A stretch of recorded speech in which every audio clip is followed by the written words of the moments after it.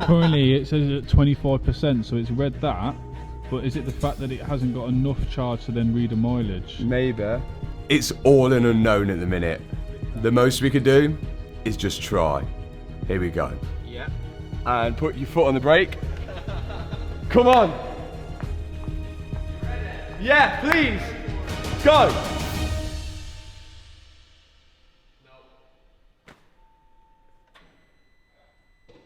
try again.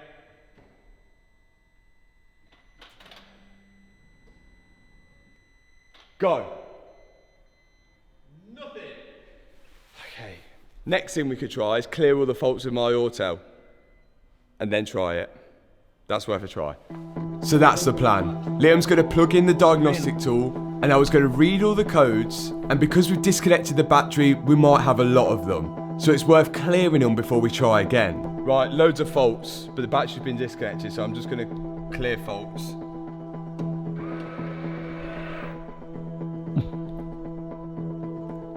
The main fault that we're looking to have cleared is that crash shut-off fault.